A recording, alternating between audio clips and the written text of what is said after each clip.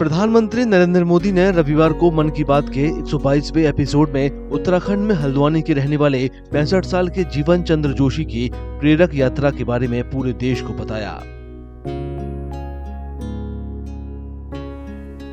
प्रधानमंत्री ने जीवन चंद्र जोशी की क्रिएटिविटी की जमकर तारीफ की। पीएम ने बताया कि कैसे जीवन चंद्र जोशी ने चीड़ की बेकार पड़ी छाल को कला के शानदार कामों में बदल दिया। पीएम ने उन्हें एक जीवित प्रेरणा और दृढ़ संकल्प का प्रतीक बताया। आज मैं आपको एक ऐसे शानदार व्यक्ति के बारे में बताना चाहता हूं जो एक कलाकार भी हैं और जीती जागती प्रेरणा भी है। नाम है जीवन जोशी, उम्र 65 साल। अब सोचिए, जिनके नाम में ही जीवन हो वो कितनी जीवंतता से भरे होंगे। जीवन जी उत्तराखंड के हल्द्वानी में रहते हैं। बचपन में पोलियो ने उनके पैरों की ताकत छीन ली थी, लेकिन पोलियो उनके हौसलों को नहीं छीन पाया। उनके चलने की रफ्तार भले ही कुछ धीमी हो गई, लेकिन उनका मन कल्पना की हर उड़ान उड़ता रहा। इसी उड़ान में जीवन जी ने एक अनोखी कला को जन्म दिया। नाम रखा बगेट।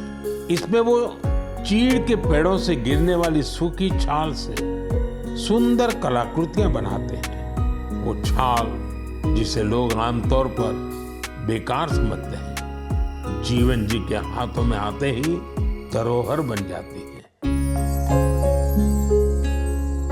ये सभी शानदार कलाकृतियां लकड़ी से नहीं बल्कि पेड़ों से प्राकृतिक रूप से गिरने वाली सूखी चीड़ की छाल से बनाई गई हैं। जीवन चंद्र जोशी 3 दशकों से इस अनूठी कला का अभ्यास कर रहे हैं, जिसे बैंगेट आर्ट के नाम से जाना जाता है।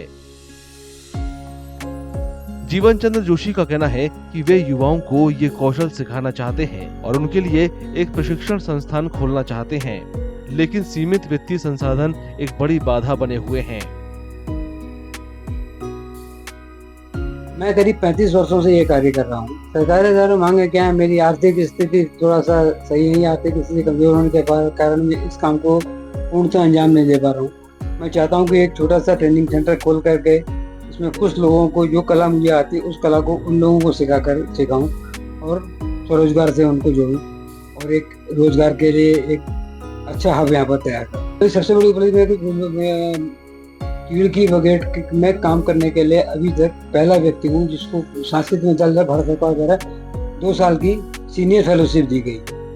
ये बगेट के काम में करने के लिए ये पहली प्रक्रिया है। और चीजें मिली पर बगेट में मिली, ये सबसे बड़ी उपलब्धि तो मेरी है। प्रधानमंत्री के जिक्र के बाद स्थानीय प्रशासन ने कहा है कि राज्य हस्तशिल्प योजनाओं के माध्यम से जीवन चंद्र जोशी जैसे कारीगरों को समर्थन देने की पूरी कोशिश होगी, जिसमें वित्तीय सहायता और प्रशिक्षण केंद्रों की स्थापना भी शामिल है। उत्तराखंड में आपके जीवन चंद्र जोशी जी ये हैंडीक्राफ्ट और बक आर्ट का काम लंबे समय से कर रहे हैं। इनके द्वारा कई प्रकार की कलाकृतियां बनाई गई हैं। उसी के संबंध में आज माननीय प्रधानमंत्री जी द्वारा इनके कला के बारे में जिक्र किया गया है। सरकार के द्वारा विभिन्न योजनाओं के माध्यम से इनको प्रोत्साहन दिया जाने का कार्य किया जा रहा है। इनको जिला स्तर पे शिल्प रत्न प्राप्त हो चुका है। राज्य स्तर में भी शिल्पी रत्न के लिए इनका नाम प्रस्तावित किया जा रहा है। इसके अलावा राज्य सरकार की और उद्योग विभाग की जो योजनाएं हैं उनको लाभ देते हुए इनके हैंडीक्राफ्ट के व्यवसाय को और बढ़ाए जाने के संबंध में कार्रवाई की जाएगी। जीवन चंद्र जोशी के काम को इंस्टीट्यूशनल प्लेटफॉर्म्स के जरिए व्यापक रूप से प्रचारित किया गया है और पूरे उत्तराखंड में अलग अलग मंचों पर प्रदर्शित किया गया है।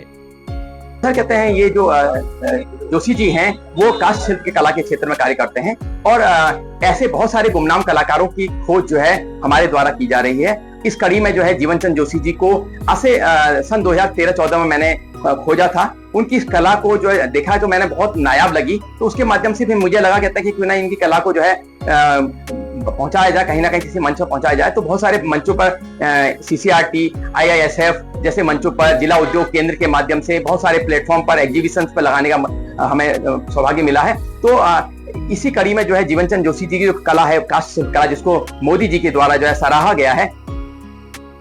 स्थानीय कारीगरी और दृढ़ संकल्प किस तरह राष्ट्रीय पहचान दिला सकते हैं, इसका एक शानदार उदाहरण जीवन चंद्र जोशी की ये कहानी है।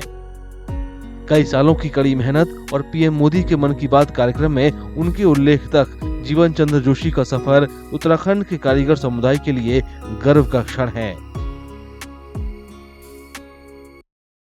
अगर आप ये वीडियो YouTube पर देख रहे हैं तो हमारे चैनल को सब्सक्राइब करें और बेल आइकन को दबाना ना भूलें। अगर आप Facebook पर ये वीडियो देख रहे हैं तो हमारे पेज को लाइक करें।